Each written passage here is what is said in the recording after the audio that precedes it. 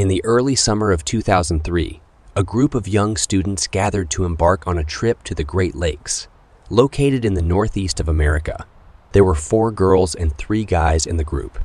Meg was Andrew's girlfriend, Tris was Carl's girlfriend, and Charlotte and David had just met on the day of the trip. Meg had been dating Andrew for a long time. He was a close friend of Carl's, so these 2 couples often spent their free time together and were well acquainted with each other. Andrew invited David to give him a chance to get to know Charlotte, whom he had liked for a long time. David could be said to have insisted on going on this trip. He persuaded his friends to take him with them and asked Tris to invite Charlotte. The students rented a large SUV for a week, which accommodated the whole group and the supplies they took with them on the road. Andrew and Carl took turns driving the car. Meg sat in the front passenger seat, while everyone else settled in the back. The group drove along winding roads surrounded by dense forests. Andrew turned up the Rolling Stones at full volume and started singing along. All the guys quickly caught his mood. David looked a little awkward in this unfamiliar setting. He tried to start a conversation with Charlotte, but the noise of the music and Andrew and Carl's unrestrained singing kept getting in the way. After 5 hours on the road, the students stopped at a gas station. By that time, Meg had developed a severe headache, while everyone else bought coffee, refueled the car, and chatted with each other. Meg stepped away from them to enjoy some peace and the local scenery. Meg stood by the roadside and admired the forests, which had already bloomed and turned green. At the beginning of the trip, she had a cheerful mood filled with anticipation of adventures. But at some point, an inexplicable uneasiness began to trouble her. Meg had experienced minor issues with panic attacks in the recent past. The episodes started after an incident. One evening, Meg was walking home from school through dark alleyways. Suddenly, an unknown man attacked her and tried to drag her into a car. She was lucky that the owner of the house she was passing by at that moment released his trained pit bull from its chain at night. As soon as the dog saw that the child was in danger, it immediately lunged at the attacker. The dog bit him on the leg with such force that the culprit screamed throughout the street. He let go of the girl and quickly got into the car, speeding away. Meg was frozen in fear. The dog didn't leave her side until its owner came out due to the commotion. The man took Meg to his family and told them about what had happened. After that incident, the girl didn't speak for a week and often hid under her bed or in the closet. Her parents had to find a psychotherapist to help her recover. Meg underwent therapy for 2 years. Only after that was she able to lead a full life, with one exception. From time to time, out of nowhere, she would be overwhelmed by an indescribable fear. Her blood pressure would rise. She would start getting headaches, and her heartbeat would accelerate. The girl had to fight her illness and come up with ways to calm herself down. The most effective exercise turned out to be deep breaths. This way, she would calm her body and stabilize her condition. Standing by the roadside, the girl could feel an attack coming on. She felt a slight nausea, her heart raced faster in her chest, and sweat broke out on her forehead. Meg tried to breathe deeply and look up at the sky. "Not now, please," she prayed to herself. Suddenly, all the symptoms of the attack disappeared at once. The girl could hear the loud conversations and laughter of her friends in the distance. Bird songs and rustling leaves could be heard coming from the forest. In an instant, the whole world became a safe and calm place. Meg let out a sigh of relief. A cool breeze blew towards her from the woods. For some reason, this fresh breeze sent shivers down her spine. She felt the hairs on her arms stand on end. Along with the gust of wind, she heard some indistinct whispers. At that very moment, the clouds covered the sun, and the vibrant landscape turned gray and gloomy. The girl stared into the dense forest, and for some reason, she felt that someone was lurking in the depths. It's hard to describe this feeling in words, but Meg had the impression that creatures lurked among the tall tree trunks, staring at her with their hungry eyes. Strangely, the girl didn't feel any fear at that moment. On the contrary, she became curious. She was already about to take a step towards the edge of the forest to venture inside when someone suddenly grabbed her hand.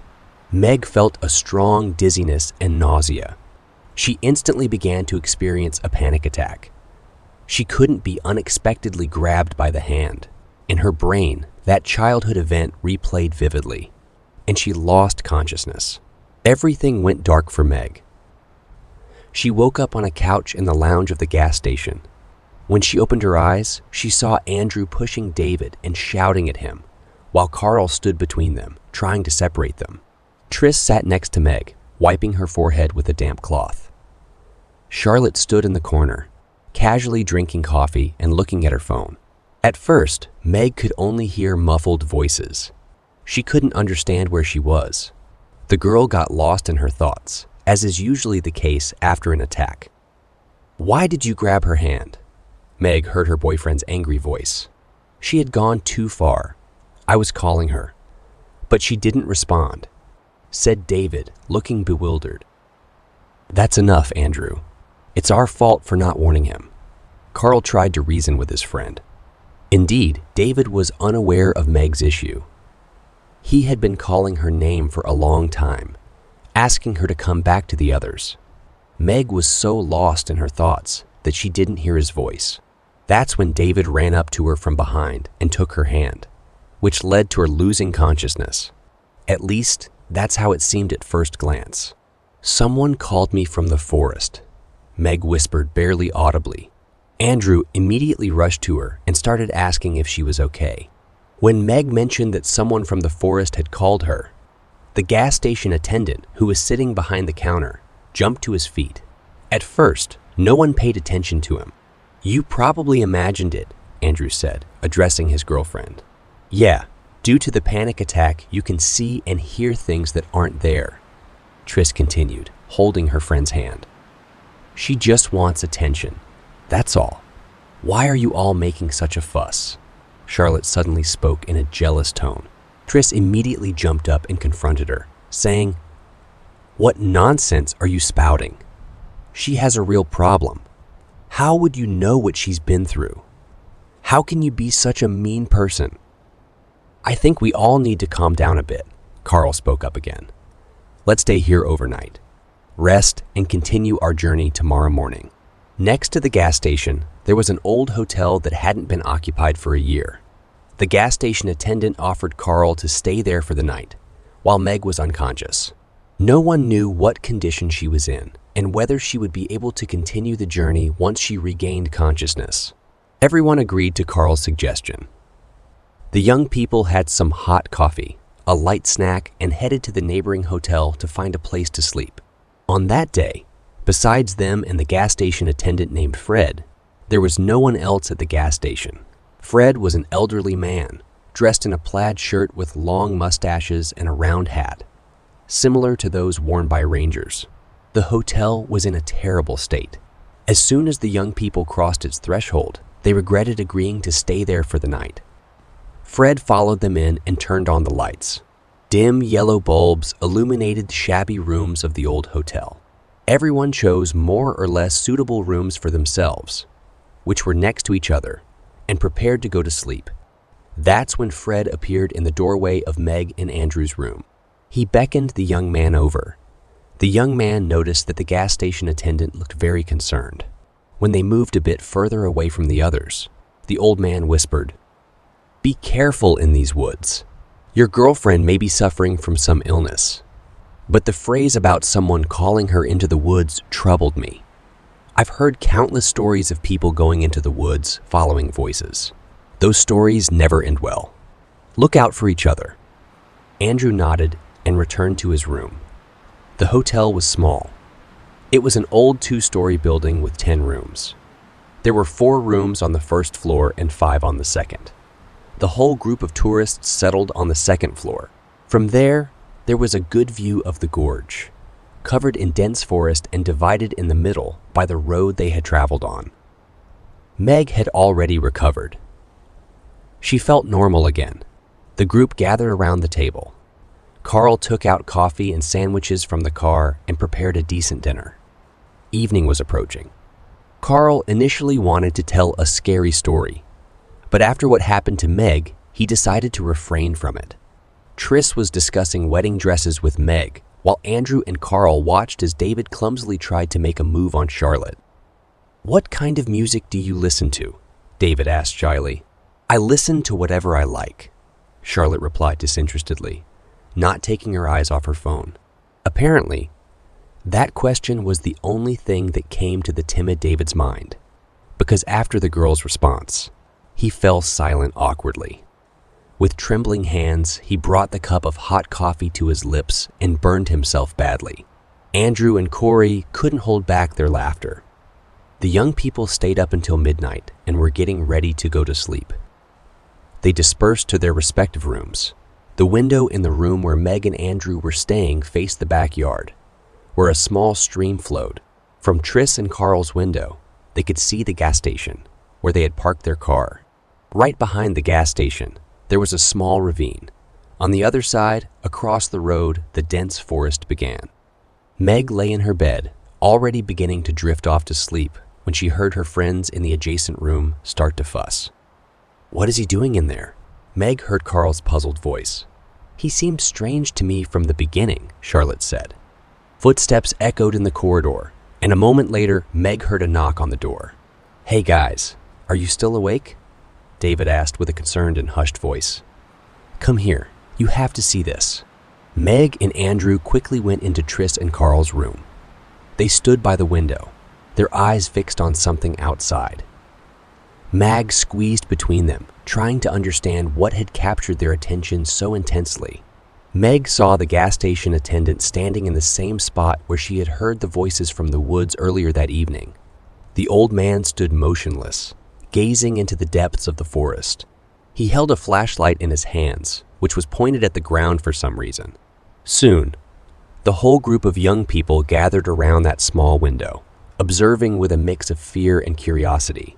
When Andrew spotted the old man, he remembered his words about voices luring people into the woods. "How long has he been standing there?" Andrew asked. "I don't know. We've been watching him for at least 15 minutes, Carl replied. He came out of the gas station with the flashlight, crossed the road, and stopped in that one spot. Andrew began to worry. None of the others seemed inclined to do anything about it. Curiosity and a desire for something out of the ordinary were evident on the faces of the young people. "We have to do something," Meg finally said. "Like what?" Charlotte retorted arrogantly. "Look, something's happening over there," David suddenly said. Indeed, the light from the old man's flashlight started flickering. While the young people were perplexed, the old man's entire body began to tremble, as if experiencing some kind of fit. "We have to help him." "What are we standing here watching for?" Andrew said, and headed towards the exit. The others followed suit. The group of students rushed out onto the road, but the old man was nowhere to be seen. It was past midnight. The stars shimmered in the sky, and a cool breeze swept through the gorge. The young people looked around in confusion. A moment of silence fell. Suddenly, out of the depths of the forest, Meg caught sight of a beam of light. At the same time, she heard the sounds of footsteps coming from that direction. "He went that way," Meg said, pointing towards where she had seen the beam of light. She was already about to go into the woods when her boyfriend hurriedly stopped her. "I hope you're not thinking of going after him," Andrew said. Meg noticed fear in his eyes. "What? I'm not going into the woods at night chasing some old man," Charlotte spoke up. "Maybe he went mushroom picking or just wanted some solitude in the forest. Look around. Do you see anyone else here besides us? He's probably lost his mind from loneliness." "Anyway, we can't just leave everything like this," Carl said. Andrew tried his best to call the old man by name, but no one responded to his shouts. "David, Charlotte, and Triss, stay here. We'll go look for the old man," Meg unexpectedly said. She had mixed feelings about it. On one hand, she was afraid to venture into the woods at night, but on the other hand, she felt that the unfortunate old man's life was threatened by some unknown force, and she had to help him. No one contested Meg's proposal. Carl wasn't afraid of the darkness. He often went hunting with his father, spending the night in the woods, so he was no stranger to wandering around at night. However, Andrew was terrified, although he tried not to show it. He didn't oppose his girlfriend's suggestion because he didn't want to appear weak and cowardly in her eyes. "Well, damn it all," Charlotte grumbled. "If I had known what weirdos you all are, I would have never gone anywhere with you." With that, she went back to the old hotel. Triss asked her friends to be careful and not venture too far into the woods. Meg, Andrew, and Carl walked through the dense forest, trying to stay close to each other. Without their flashlights, it would have been impossible to see anything beyond a meter in this thick forest. Moonlight couldn't penetrate through the branches and tall tree stems. Andrew flinched at every rustle, while Carl, on the contrary, was in a buoyant mood, treating the situation like another adventure. Meg's head gradually started to ache. "Did you say something?" Carl suddenly asked Andrew. "No, I was silent," Andrew replied. Suddenly, Carl spotted a light in the distance and rushed towards its source. Andrew shouted, "Carl, stop! We need to stick together!" But Carl didn't stop. He ran so fast that Andrew and Meg couldn't catch up to him. Soon, Carl disappeared among the dense trees. The young couple called out to him, but there was no response. The couple was desperate. They were no longer concerned about the old man's fate. They couldn't understand why Carl had run into the woods alone and didn't respond to their shouts. Everything they witnessed confirmed the old man's story about the strange voices luring travelers into the depths of the forest, where they vanished forever. "Listen, Meg, we need to get out of here," Andrew said, no longer hiding his fear. "But we can't leave Carl behind. He's our friend," Meg replied. "We won't find him anymore. Let's go back, call the police, and tell them everything that happened. We're powerless here. We need to leave." Meg couldn't believe her eyes. Tears streamed down Andrew's cheeks out of fear. For some reason, she didn't feel scared herself. She was strangely calm in such a dangerous situation. But suddenly, she felt sick. It seemed like someone was creeping up behind her, and in that moment, a panic attack overwhelmed her. Her body went numb, and she fell to the ground, completely powerless. Before losing consciousness, she saw her boyfriend sprinting away from her in the direction they came from. Andrew abandoned her, running as if death itself was chasing him. Meg was still conscious when indistinct voices reached her hearing. She couldn't make out the words. Her gaze was fixed on the tops of the tall trees. But she knew. She felt that someone was walking around her. The sound of a dog barking woke her up. When she opened her eyes, she saw a German Shepherd in front of her. The dog ran around her and barked loudly. From the dog's collar, Meg realized it was a police dog. Soon, several people dressed in police uniforms rushed over to her. They led her out of the woods and put her in an ambulance, where Triss was already sitting. She was sobbing. Triss had called the police when the trio didn't return from the woods. They never found Andrew and Carl. As for the elderly man at the gas station who led the young people into the woods, no one had ever heard of him. The police officer told Meg that the gas station and hotel had been abandoned for a long time. There had never been an old man named Fred there,